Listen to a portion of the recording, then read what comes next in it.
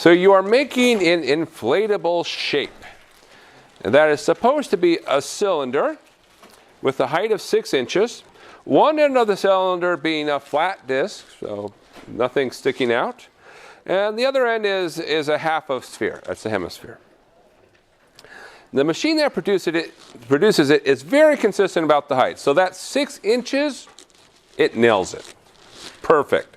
Mwah, beautiful. But it does have some variance with the radius. Well, okay, most machines are not perfect. And so we have to learn about error tolerance. And that's one of the things we talked about. So using linearization, what error tolerance can we have for the radius if we want to have that the surface area is within plus or minus 3 pi of the ideal surface area? In other words, when we talk about the ideal surface area, exactly as described in the shape. And then there's a note here, surface area of a complete sphere is 4 pi r squared. So we have some options. It needs to be within 1/20th of an inch. That's what the plus or minus means. It's within 1/20th. Within 1/20th, within 1/16th, 1/12th, 1/10th, 1/8th. We have an answer. Do you have a guess? C. C? Is this it's always C. So guess C strategy. C. That's not a good strategy, by the way. And the people who write tests know about that strategy, and so they've anticipated. The answer is D, 1/10. All right, so we draw our shape just to get an idea. And so we have the flat end, which is a circle. We know how to compute the area of a circle, pi r squared. We have the side of the cylinder. So to find the area for the side of a cylinder, you take the circumference of a circle, that's 2 pi r, times the height, which is 6. So the area is going to be 12 pi r. The hemisphere is half a sphere. And we happen to know what the surface area is for a sphere. It's 4 pi r squared, so half of that would be 2 pi r squared. So we end up with a total of 3 pi r squared plus 12 pi r. Well, it's calculus. When in doubt, take a derivative. Especially true for this part of the class. When in doubt, take a derivative. So we've written surface area as a function of r. So the derivative of surface area with respect to r is 6 pi r plus 12 pi. Now, linearization says this derivative is well approximated by change in surface area over change in r when things are small. So delta SA over delta r is approximately this 6 pi r plus 12 pi. Now we plug in r equals 3. So that tells us that delta SA over delta r is approximately 30 pi. Well, we can multiply the delta r across. We want our surface area to be within 3 pi. So there's the plus minus 3 pi. Now divide by 30 pi. The pi's cancel. 3 over 30 leaves us with 1 over 10. So there's our answer. We need to be within 1/10. All right, so that's an application of linearization. All right, any questions? Cool. Well, today's thought for the day, right? Our moment of Zen. Thomas Jefferson, maybe, almost certainly not, said, "I'm a great believer in luck, and I find the harder I work, the luckier I get." Well, whether or not he said it, it's a nice thought. And I can relate to this. I do feel I have been very lucky in my life. There are times and events in my life that I can say, my life hinged on something happening. And if that hadn't had happened, I would not be where I am today. I'd be out somewhere teaching high school algebra, probably. I think I'd still be a teacher, but not calculus. Iowa State. I have a good life. All right. So I guess the question is, what does it mean to be lucky? And one of the things I think is that when we talk about being lucky, I think it means that we're perceptive. So oftentimes people who are lucky versus people who are unlucky, they both are put into similar situations and they experience similar events. But the ones who come out of it saying, I got lucky, are the ones who saw opportunities and ways to proceed. The ones who were unlucky didn't see that. They might say, well, how does one become aware? Well, you do need to sort of have your eyes open to what's out there. But another way in math is you become aware of things is by doing problems, right? We keep saying you should get actively engaged with the material. And the more you do, the more you sort of build up a repertoire. And you might go into a test and say, well, that's lucky. I did a problem just like this last week. And now I'm ready for it. Well, it's not luck. It was preparation. And then it was being open and recognizing, hey, this is something I've done before, and I know what to do. So I encourage you to be aware. Keep your eyes open to opportunities. And work hard. You should also enjoy life. I don't want you to become a workaholic. That's not fun. But work hard enough. All right. So today we're going to talk about optimization. So we need to just sort of set some terms. We're going to talk a bit about maximums and minimums. And we're going to be talking about maximums and minimums over the course of the next week or so. So we want to make sure we understand what we mean by that. So we say f of x has an absolute maximum at a point if f of x is less than or equal to f of c. So in other words, at the point c, that's when the function attains its highest possible value. And that's in relationship to all x. Well, we can also talk about absolute minimum. The function has an absolute minimum at a point if it attains the absolute smallest value that the function attains over all x. Now, there's a note down here. I just want to make sure I point this out. Absolute is also called global. So sometimes you'll hear a global max, global min. It's the same thing as absolute max and absolute min. But as we all know, only the Sith deal in absolutes. So we have to think about there being other types of max and mins. And we call these relative maxes and relative mins. So f of x has a relative max at a point x equals c if f of x is less than or equal to f of c for all x near c. So near is doing a lot of heavy lifting there. It just says in a small neighborhood, nearby, it's the smallest value. So a lot of times when we think about what's going on in calculus, we're really saying, hey, zoom in, look close. What's the function doing? And the behavior of our functions, we really care about the small. The tangent lines are coming from looking at the function nearby. Similar thing for relative min. So relative min at x equals c is that the function is greater than or equal to f of c for all x near c. And usually instead of relative, you will hear local. So local max, local min. All right, so there's a couple of questions that we should discuss and get out of the way. First question, why do we include this possibility of equals? Why not make it a strictly less than or a strictly greater than? Why do we want to say, oh, I want it less than or equal to? It's a reasonable question. And you might say, well, that just seems like bad math. They just didn't define it well. And the idea is about why we would want it to include less than or equal to. Let's say for right now, at this point, just for absolute max and absolute mins.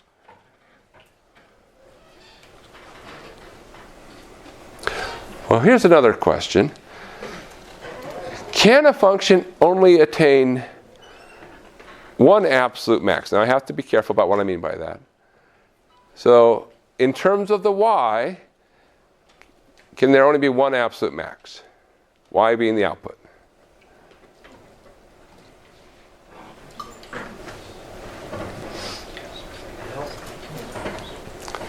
Well, for absolute, if I have two different outputs that aren't the same, one of them is bigger. So I can only have one absolute max in terms of the output. Can I attain an absolute max at multiple inputs? So in other words, can I get the same output at multiple inputs?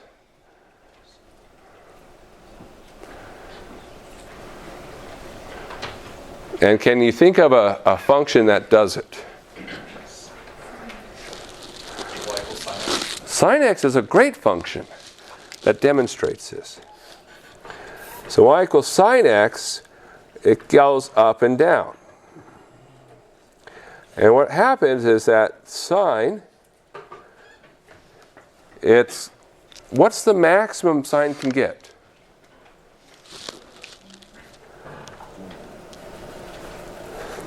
The maximum value for sine is 1. But it's going to keep attaining that value of 1 infinitely often. So there's infinitely many times that we attain that maximum value. So because there's a possibility that I might also have another place where I get the same absolute maximum value, you have to have a less than or equal to, otherwise you run into issues with definitions. Mathematicians are very, very particular about their definitions. I almost said very peculiar, but of course, nobody would ever say a mathematician is peculiar. Okay, maybe some people would say that. All right, so that's why we want to include the possibility of equality for absolute max and absolute mins, because, you might attain them at other places as well. Why do it for relative max and relative min? Well, it turns out for actually a related reason. And that's because we want to make the following observation: an absolute max, or maybe I'll use the other phrasing, a global max is also a local max. So we want to make sure there's consistency there.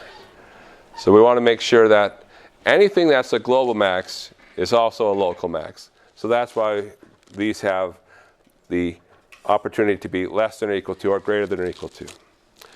All right, well let's try some examples. So suppose I have a curve and looks something like the following.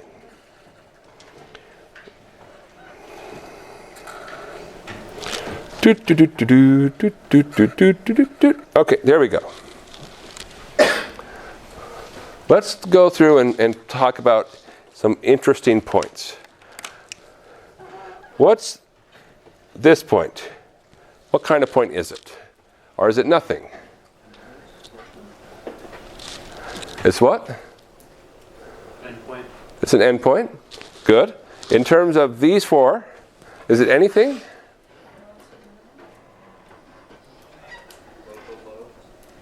Okay. It's a local min. Why is it a local min? Yeah, everything nearby is greater than or equal to it. You might say, well, there's nothing on the left. Well, that's okay. I only care about where the function's defined. And at the endpoint, I say, well, I only care about to, in this case, from the endpoint inward, to the right. How about up here? What would that be? Global max. Anything else? It's also a local max. All right. Lots of neither things that are neither max or min. This, I think, is the next interesting point. What can we say about this one? It's also a local min. How about here?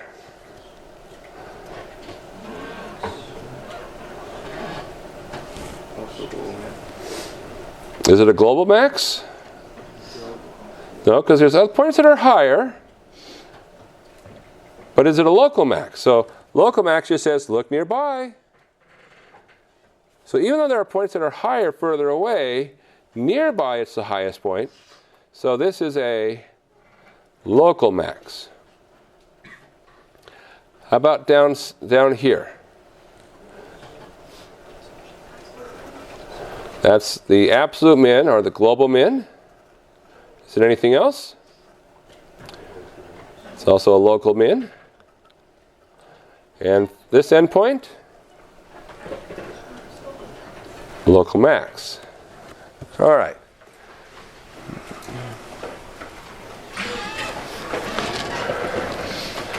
Any questions on that one?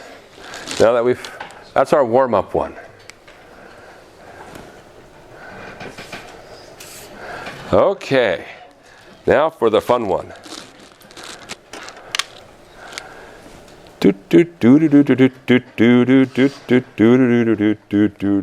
This is perfectly flat and level, this stretch right here. Okay. So, let's, does this have an absolute max? Or global max? Yes. Good.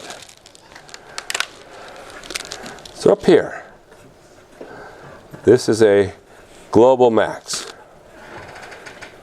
And of course, as we said, global max, also local max. Does this have a global min?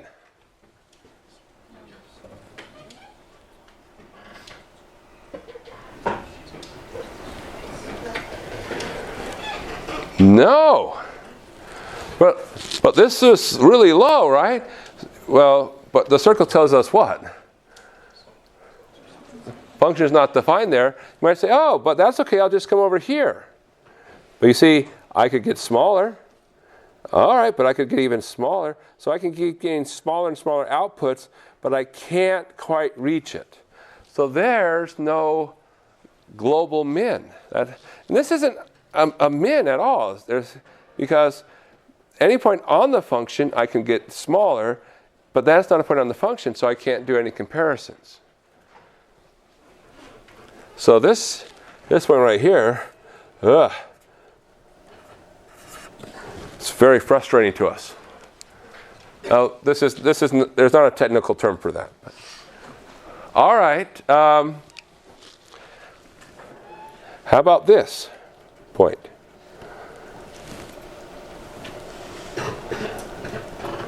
Yep. Is it local or global? Local. It can't be global because there are things lower than it. And I'll just point out that this part right here, this is a local max. Now, the fun part. This point. What is that? It's a local what? It is a local min. Very good. Everything near it is either above it or equal to it. How about this point? Local max. What about points in here?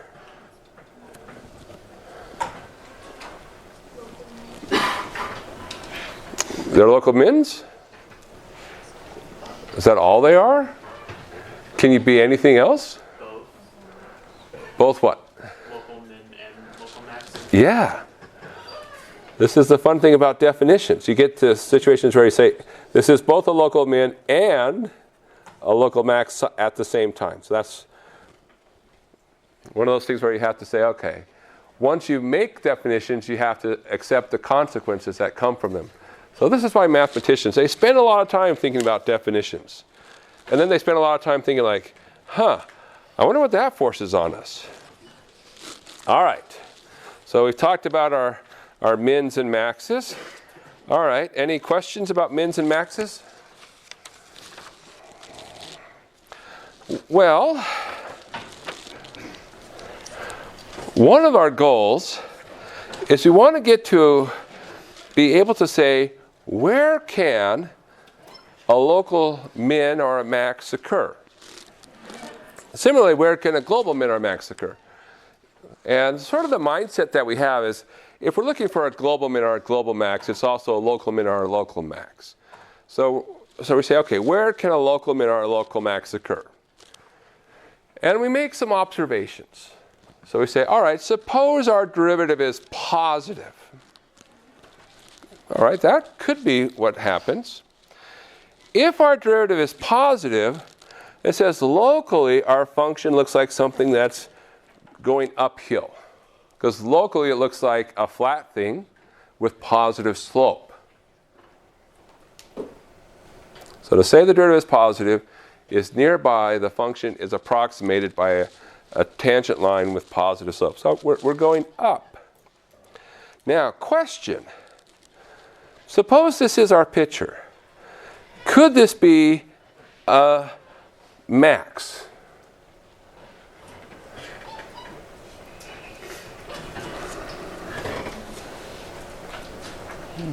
No?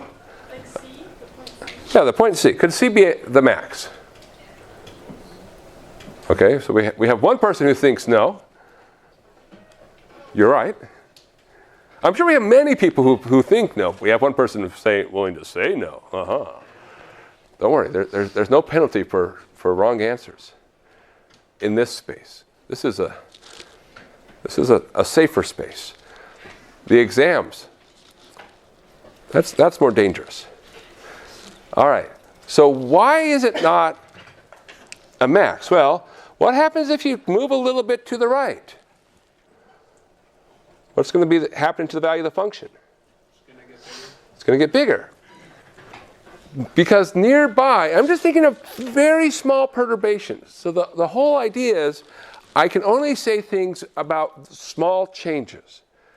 Calculus only lets you talk about things in the nearby.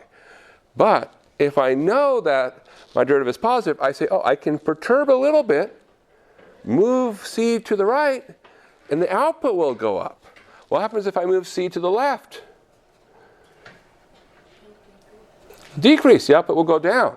So this says, look, if f prime of C is greater than 0, then I can perturb and I can move it up or down. But the same thing happens if f prime of C is less than 0. If I move to the right, I go down. If I move to the left, I go up. So, okay, well, what does that tell us? Well, it tells us that if we want to be at a local min or a max, that there's a couple things that are true. So we'll first make the following observation. If f of C is not 0, and C is not an endpoint,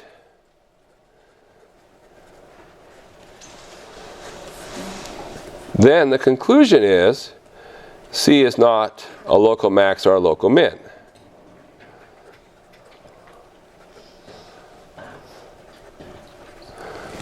And it's this reasoning. It says if f prime of C is non-zero, then I know nearby look flat. It's a flat thing, but it has positive or negative slope. And so small perturbations, I can go up or down. Okay, so say, great. So we want to be at a local max or a local min. So something has to break. And we're going to make a set of points called the critical points. And what you should think of as the critical points, these are where a max or a min might occur. And might is a very important word in that statement. But let's talk about what critical points could look like. Well, they have three flavors. So, flavor number one, we'll call that classic. The derivative is 0.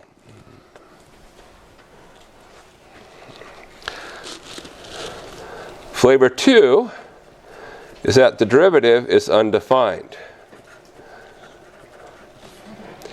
And the flavor 3 is that C is an endpoint. And the punchline is, if none of these things are true, then we can't be a local maximum. Because essentially, if you think about this previous statement, if none of these are true, then this holds. We have a non-zero, whoops, that's supposed to be a derivative, f primacy. We have a non-zero derivative. We are not at an endpoint, so we can perturb. My English is terrible. And, all right. So these are critical points. Now, I will mention that there is some slight controversy over what should be on this list. And so depending upon what book you read, they may or may not include endpoints, but I do. And so I'll list them here. So these are our critical points. And they will be critical in our discussion. Ha ha ha ha ha ha. All right. So I've mentioned before the local max or min might occur here. I will say it is true. Any local max or min must occur at a critical point.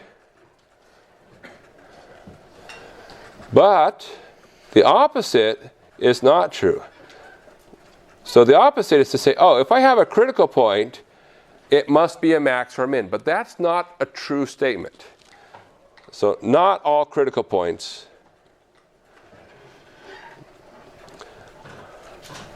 are local max / min. So keep that in mind. All right, well, let's test this out. So let's do the following. Find all the critical points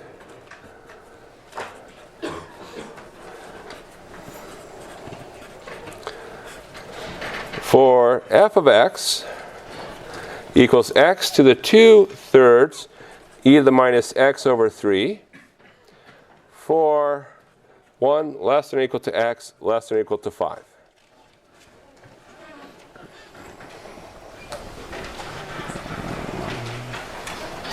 So I have a function, and this function is defined for all values of x. So there's no x where this function is undefined. But I'm going to restrict it to only be between 1 and 5. And now the question is, what are the critical points of this function?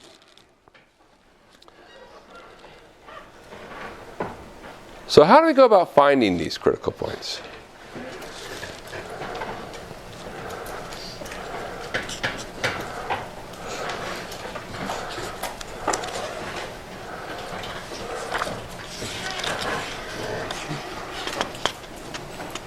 Take the derivative. Okay, so yeah, importantly, notice how 2 out of the 3 involve the derivative. The third involves endpoints. So we're going to need to take the derivative at some point. F prime of x. What rule do we need to do to take the derivative of f of x here?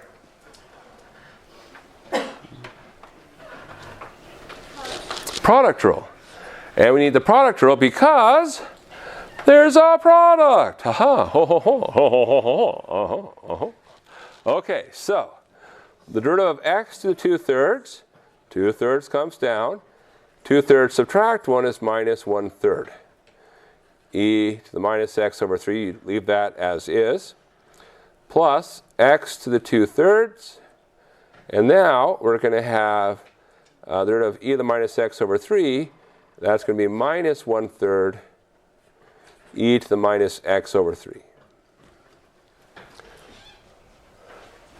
All right, we want to try to get a better understanding of this function. So, what can we do to get a better understanding of what this function does, this derivative? We want to understand where it's 0, or it's undefined.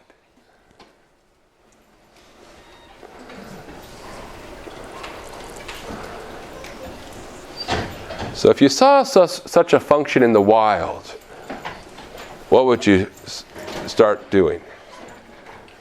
Plug something in. Sorry, what? Plug something in. Plug something in. Oh, very bold. Well, I guess you could keep plugging in and fingers crossed. Well, what I would suggest is to say these two terms look very similar to each other. If you see expressions that are very similar, what you should do is factor out common terms. So let's talk about things that these have in common. In terms of the numbers, is there anything that they have in common that would be good to factor out?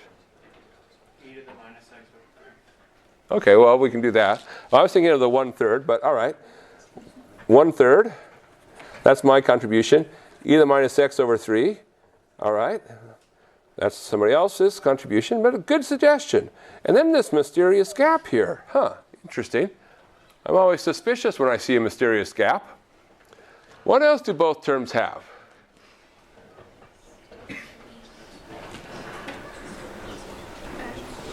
They both have terms that have x to a power. Yes, powers of x.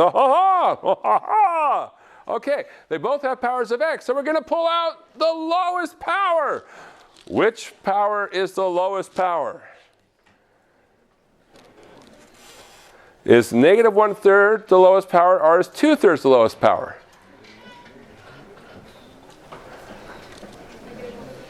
Negative 1/3 is the lowest power. Why?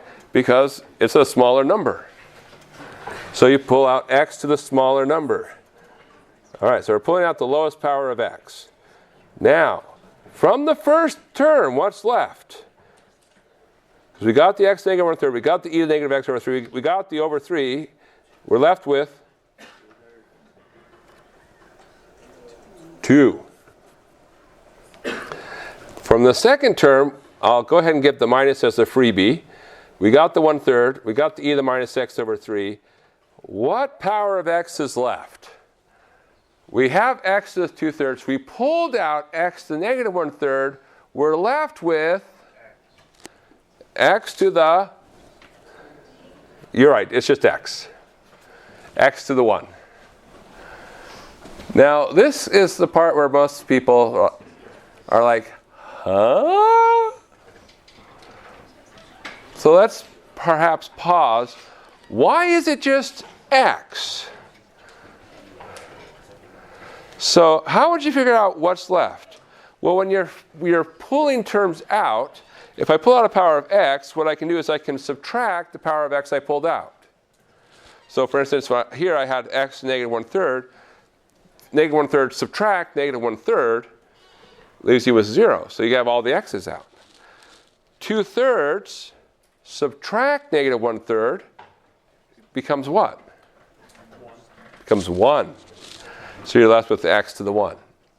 An alternative way to see it is, imagine you multiply the x to the negative 1/3 in. X to the negative 1/3 times x would leave you with x to the 2/3, because you would add their exponents. All right. Now, written like this, I think it's a little bit easier to see. Do we need to worry about the 1/3? No, 1/3 is great. How about the e to the minus x over 3? Is that ever undefined, or is it ever 0? No. So e is always positive. It's a very optimistic function. It just stays positive all the time. What about this 2 minus x? Is this ever undefined or 0? Okay, what is it? So at x equals 2, this gives f prime of 2 equals 0, right? Because this will zero it out. What about this part? Is this ever going to be a problem? X to the minus 1/3. Now, negative in the exponent tells us what? It's like it's in the denominator. When we see things in the denominator, what do we worry about? 0. Normally 0 is a friend, but not downstairs. We don't want 0 downstairs. So is there any problems then?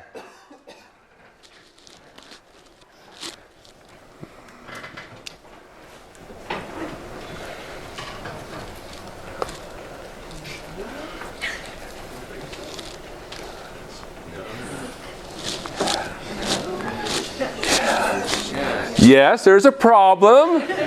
Good. At x equals 0, we're going to have a division by 0 problem. So f prime is undefined. All right. At any other value of x, this term is non-zero and it's defined. So away from 0 and 2, this is fine, and you're not getting 0 out. So how many critical points do we have? We're only working within 1 to 5, so you can't use 0. Oh, nice catch. So, someone has made the observation. We don't care about 0. We still should check for it and just say test for it. So, how many critical points do we have? Yes, 1 is a critical point. That's good. What other critical points do we have? 2 and 5. Now, so why is 0 not a critical point? So this is outside our interval. 1 less than or equal to x, less than or equal to 5. So we don't have to worry about it. Sometimes it'll be in, sometimes it'll be out. Okay, well, this brings us to the extreme value theorem. Whoa, taking it to the extreme. Whoa! Okay, what's the extreme value theorem? Yes? If they ask for critical points, do we have to give you the full xy point, or do you just want the x? If they ask for critical points, do I want the full xy points? I personally just care about the x values. However, we're about to see something which you'll see why we would also want the y values in just a minute. Okay, so there's this nice result called the extreme value theorem. It says, suppose you have a nice function. What does nice mean? Well, it's continuous. And it's a nice function on a closed and bounded interval. So you're going from a up to b. Then it must be the case that the function attains an absolute largest value and an absolute smallest value. Now, intuitively, this feels true. You can prove it. It only takes about another 3 semesters to get to it. We're just going to go on faith for now, but the intuition says, okay, it's going to work. Now, you might ask questions such as, do you really need things like, does it have to be continuous? Well, yes, if you drop the continuous assumption, then you can run into problems. So here's an example of a function which is not continuous, continuous break. So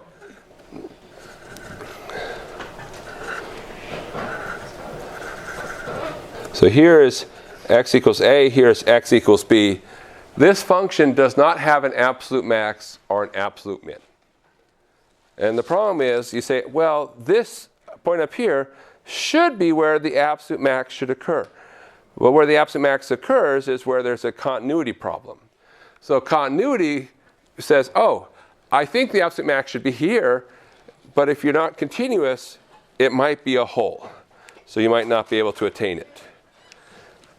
What happens with closed and bounded is very similar. So closed and bounded, you might have a function which looks like this.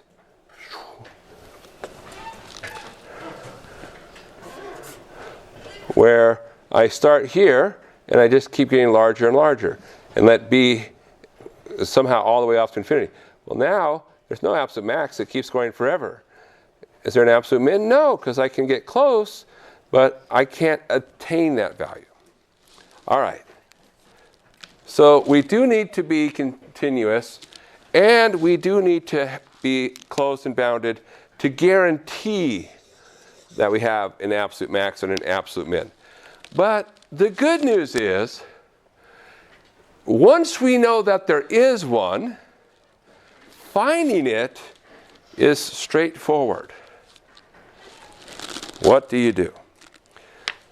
You channel your inner Santa Claus. You have to imagine I could draw a Santa Claus. So when you're trying to find an absolute max and min, and you have a continuous function on a closed bounded interval, then you say, okay, we're going to make a list. We're making a list and we're checking it twice. We're going to find out which points are critical. Okay? So, you make a list. Because you know that there has to be a max or min, you say, that's fantastic news. I make a list of all the critical points. And once I have the list of all the critical points, I just plug every single critical point. So I'm thinking of these critical points as being the x values. I plug everything that I found into the function. Now, after I plug in, what do I now have? So if these are my x values, here are my y values, my outputs.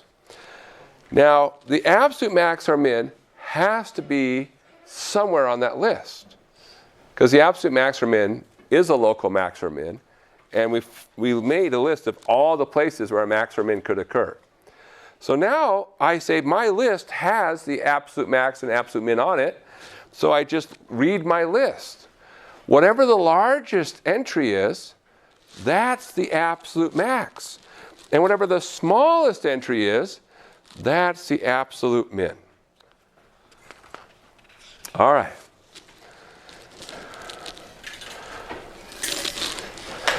That's a very short process. So let's try it out.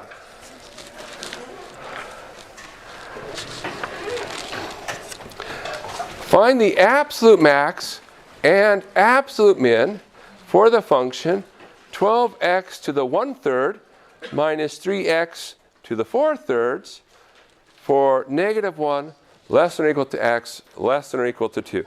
This function is continuous. This interval is closed and bounded. So closed means you include your endpoint. Bounded says you don't have an infinity. Okay, so we know that there is one. So we're channeling our inner Santa. We're making a list. All right, so we have our list. Now, when I'm making my list, I always like to get my victories, some early victories, some free points, if you will. So what are like some free points I don't have to work hard for? -1 and 2. I always like to just start with those because that's just like, if I write that down, I know I'm not getting 0 on the problem. Because I showed I know something. Okay, so put in your endpoints. All right, so those are the endpoints. We'll split our list into endpoints and others. Now, after we do the endpoints, what do we start looking at?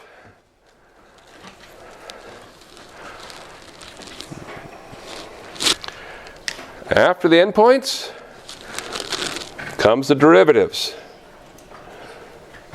Because everything else is derivative based. So take the derivative. 12 times 1/3, 4. X to the minus 2/3.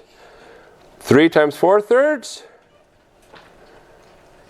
4. X to the 1/3. There's our derivative. Well, can we factor anything out? Yeah, we can factor out 4. X to what power? Negative 2/3 times, what's left? We got everything from the first term, minus the second term, x. All right, is this ever undefined? Yes, very good answer. Where is it undefined? X equals 0. Undefined at 0. Okay, so undefined at x equals 0. Is it ever 0? Yeah. Yes. So f prime of what equals 0? 1. Are there any other values of x where f prime of something equals 0?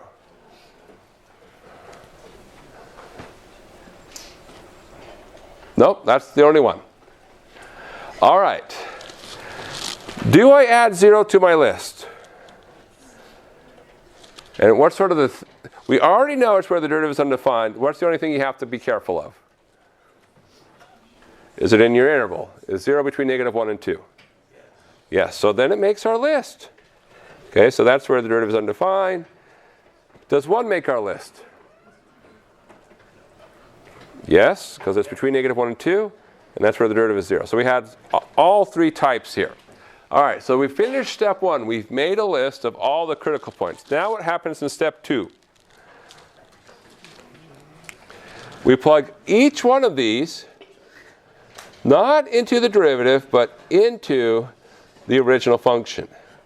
And even though the derivative may be undefined, that doesn't mean the function's undefined. So, for instance, f of 0, 0 to the 1/3 and 0 to the 4/3 is 0. So we get 0 minus 0, which is 0. F of 2, that would be 12 times 2 to the 1/3 minus 3 times 2 to the 4/3. That's about 7.56, I would guess. That or I just know how to read.